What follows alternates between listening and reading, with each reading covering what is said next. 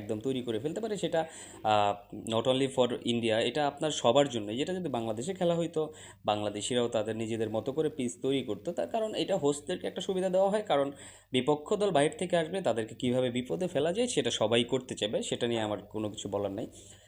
তবে গৌতম গম্ভীর যেটা চাইছেন সেটা হচ্ছে চেন্নাইয়ের ওই কালো পিচের পরিবর্তে যাতে রেড সয়েলের একটা পিচে খেলা হয়, যাতে ওই স্টেডিয়ামটাতেই খেলা হবে। তো পিচটাকে হয়তো বা নতুন করে ক্রিয়েট করতে হবে, কিংবা যদি রেড কোনো পিচ তৈরি করা থাকে সেটা তো থাকলে তো ভালো কথা, সেটা নিয়ে কোনো ব্যাপার না।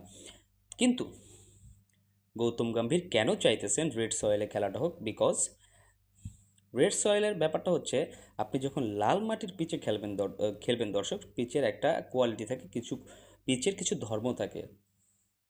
লাল মাটির পিচের ধর্ম হচ্ছে এইটা প্রথম দিকে, প্রথম দিন, দ্বিতীয় দিন, তৃতীয় দিন টেস্টের, তৃতীয় দিন